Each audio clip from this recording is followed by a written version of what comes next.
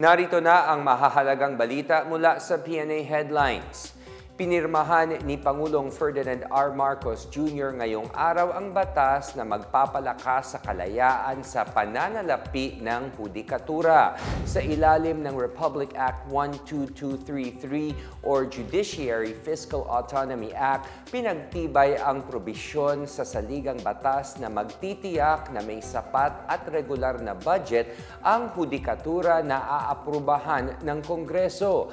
Hindi pwedeng itakda ang budget ng hudikatura ng mas mababa sa natanggap nito noong nakaraang taon. Bukod dito, binibigyan din ang Chief Justice ng kapangyarihan na itakda ang paggagamitan ng pondo na iuulat naman sa Executive at Legislative Branch. Magbubukas din ng tinaguriang Judiciary Trust Fund na magagamit ng hudikatura. Ayon sa Pangulo, binuuan niya ang batas bilang pagkilala sa kapangyarihan at kalayaan ng hudikatura bilang co-equal branch ng gobyerno. Sinabi niyang magkakaroon ng demokrasya kung ang mga lumilikha at nagpapatupad ng batas ay nakakapagtrabaho ng walang kinakatakutan, pinapaboran at hindi sinisikil ang bulsa. Mapapalakas din ang cooperation ng executive and legislative branches. The administration is committed to respecting the autonomy and authority of the Supreme Court as it discharges its constitutional duty to interpret the highest law of the land. This commitment thus calls on us to stay true to our Constitution, to champion integrity and fairness, and implement laws with prudence and foresight. As we build a more progressive Bagong Pilipinas, let us ensure that the rights of our people remain secure and that every Filipino lives with peace, with dignity, with pride. Tinitiyak ng Department of Education na tinutugunan nito ng buong bilis at ingat ang matagal ng problema na kakulangan ng mga classroom sa bansa. Sa isang pahayag, sinabi ni Education Secretary Sani Angara na may special provision na inilagay ang Department of Budget and Management sa 2026 National Expenditure Program para sa DepEd. Ayon kay Angara, maaaring makipag-ugnayan ng DepEd sa ibang ahensya o partido para mabilis na makakapagtayo ng mga classroom sa susunod na taon. Katuwang nila ang Department of Public Works and Highways na nakatoka sa aktwal na pagtatayo ng mga classrooms. Dagdag ni Angara, makakatulong din ang mga lokal na pamahalaan, non-government organizations at pribadong sektor para matugunan ang kakulangan sa classrooms lalo na sa malalayong lugar. Sinabi ito ng DepEd sa gitna ng pag-aalala ng ilang mambabatas kaugnay ng issue sa pagdinig ng Senate Committee on Basic Education noong Martes. Nakasalang sa komite sa Senate Bill No. 121 o ang panukalang Classroom Building Acceleration Program Act. Halos 165,000 classrooms or katumbas ng 413 billion pesos ang kailangang itayo para may magamit na ang mga estudyante sa buong bansa. Target ng DepEd na magtayo ng mga classroom na matatag lalo na sa panahon ng kalamidad tulad ng bagyo at baha. Nangako ng buong suporta ang Department of Information and Communications Technology o DICT sa kampanya ng Global Anti-Scam Alliance o GASA laban sa tumataas na banta ng online scams. Sa isang meeting noong August 13, nakipagkita si DICT Secretary Henry Aguda sa mga opisyal ng GASA at ng GSM Association or GSMA upang pag-usapan ang pagpapalakas ng cross-border cooperation at knowledge sharing pagdating sa mga cyber-related crimes.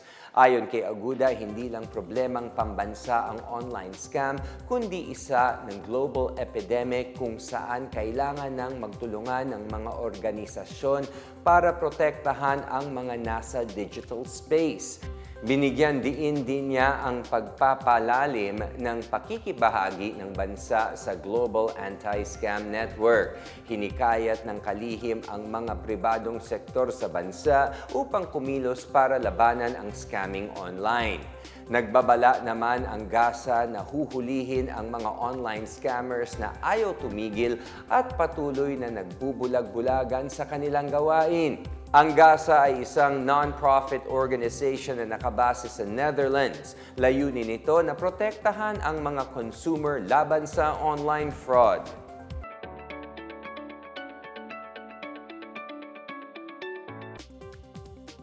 Sa balitang pangkalakalan, nagkasundo ang Basis Conversion and Development Authority or BCDA at ang Indian engineering firm na Uttam Energy Limited sa isang deal hinggil sa construction ng 4 billion pesos na waste-to-energy facility sa New Clark City sa Capas, Tarlac sa sunod na 2 taon. Kasunod ito ng pagpirma ni Pangulong Ferdinand R. Marcos Jr. sa isang kasunduan noong state visit niya sa India.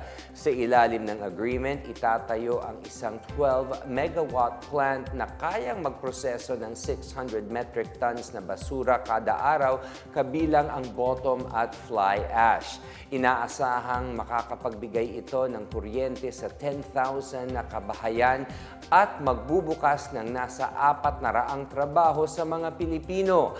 Itatayo ang pasilidad sa 4 na ektaryang lupain na may provisions para madagdag pa ng 6 na ektarya.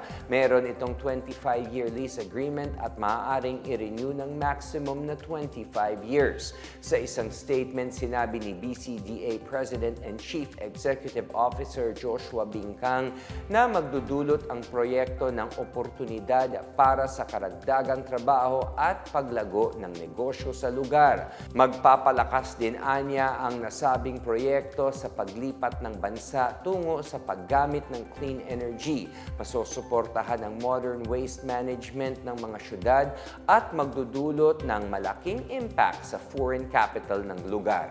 Samantala, tataasan ng Manila Electric Company or Meralco ang power capacity sa 9 na major projects nito sa ikalawang bahagi ng taon na magpapalakas sa kapasidad sa Metro Manila at sa probinsya ng Bulacan, Laguna at Quezon. Sa isang pahayag, sinabi ng Meralco na tataas ng nasa 450 megavolt amperes or MVA ang capacity ng mga lugar na sakop ng mga proyekto.